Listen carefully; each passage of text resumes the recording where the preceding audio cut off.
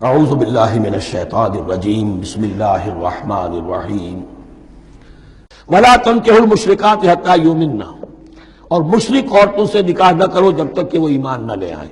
وَلَأَمَةٌ مُؤْمِنَةٌ خَيْرٌ مِّن مُشْرِكَةٍ وَلَوْ أَعْجَبَتْكُمْ، ایک مومنہ خواہ وہ لونڈی ہو وہ بہتر ہے ایک مشرکہ سے خواہ وہ آزاد عورت ہو۔ وَلَوْ أَعْجَبَتْكُمْ، اور مزید یہ کہ وہ تمہیں اچھی بھی لگتی ہو۔ وَلَا تُنكِحُوا الْمُشْرِكِينَ، اور نہ اپنی عورتوں کا نکاح کرو، نکاح میں دو اپنی عورتوں کو، اپنی بیٹیوں کو مشرکوں کے، حتیٰ یؤمنوا، جب تک کہ وہ ایمان نہ لے آئیں۔ وَلَعَبْدٌ مُّؤْمِنٌ خَيْرٌ مِّن مُشْرِكٍ وَلَوْ أَعْجَبَكُمْ، مسلمان اگر غلام ہے تو وہ بھی بہتر سمجھو مشرک سے جو آزاد ہے اور وہ تمہیں پسند بھی ہے، مالدار بھی ہے یا اور بھی ہے، اس کے اندر دوسرے پہلو بھی ہیں۔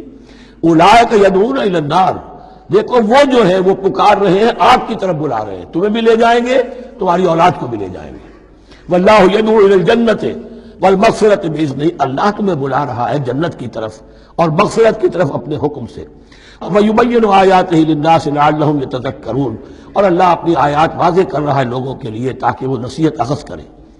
وَيَسْأَلُونَکَ عَنِ الْمَحِیض، اور وہ عورتوں کے ایام ماہواری کے بارے میں آپ سے سوال کر رہے ہیں۔ قُلْ هُوَ اذًا، کہہ دیجئے وہ ایک ناپاکی بھی ہے اور ایک تکلیف کا مسئلہ بھی ہے۔ فَاعْتَزِلُوا النِّسَاءَ فِي الْمَحِیض، تو حیض کی حالت میں اگر تمہاری بیویاں ہوں تو ان سے علیحدہ رہو، مقاربت نہ کرو۔ وَلَا تَقْرَبُوهُنَّ حَتَّى يَطْهُرْنَ، اور ان سے مقاربت نہ کرو یہاں تک کہ وہ پاک ہو جائیں۔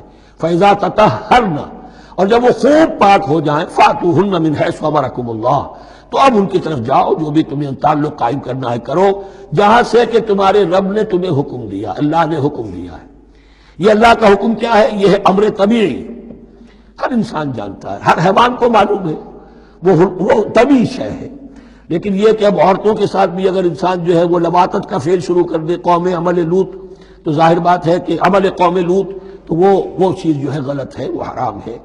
یہ تو اللہ تعالیٰ نے جو بھی تمہاری فطرت میں ڈالا ہے راستہ، وہ در حقیقت من حیث امرکم اللہ، ان اللہ یحب التوابین ویحب المتطہرین، یقیناً اللہ محبت کرتا ہے بہت توبہ کرنے والوں سے اور بہت پاک بازی اختیار کرنے والوں سے، ان ناپاک چیزوں سے دور رہنے میں۔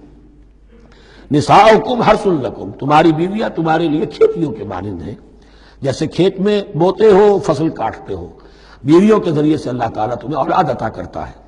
فاتو حرثکم انا شئتم، تو جو بھی کھیتی والی جگہ ہے ادھر تم جاؤ جدھر سے چاہو، یعنی اس میں یہ ہے کہ کوئی رکاوٹ نہیں ہے، وہ داہنی طرف سے بائیں طرف سے جدھر سے بھی ہو، لیکن ہو وہ فرض کے اندر، وہ وقت کے اندر معاملہ نہ ہو۔ فاتو حرثکم انا شئتم وقدموا لانفسکم، اور اپنے آگے کے لیے سامان کرو، یعنی اپنی اولاد۔ انسان جو ہے بڑھاپے کے لیے اس کا ایسٹ بنتی ہے اس کی اولاد۔ آج تو دنیا اولاد سے بھاگتی ہے، لیکن ایک زمانے میں تو اولاد جو ہے وہ عصائے پیری شمار ہوتی تھی۔ وَقَدِّمُوا لِأَنفُسَكُمْ وَاتَّقُوا اللَّهَ وَاعْلَمُوا أَنَّكُمْ مُلَاقُوهُ، اور اللہ سے کا تقوی اختیار کرو۔ اب یہ آپ دیکھیں گے کہ جو حکم بھی شریعت کا آئے گا بار بار تکرار کے ساتھ جو ہے اس میں جو تقوی کا ذکر بار بار آئے گا، کہ ایک قانون ہے اس کی قانونیت ہے، ایک ہے تقوی۔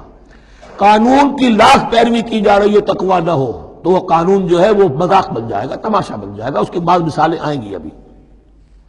وَاتَّقُوا اللَّهَ وَاعْلَمُوا أَنَّكُمْ مُلَاقُوهُ، اور اللہ کا تقوی اختیار کرو اور جان لو تمہیں اس سے مل کر رہنا ہے، حاضر ہونا ہے اس کے جناب میں۔ وَبَشِّرِ الْمُؤْمِنِينَ، اور اے نبی اہل ایمان کو بشارت دے دیجئے۔ صدق اللہ العظیم۔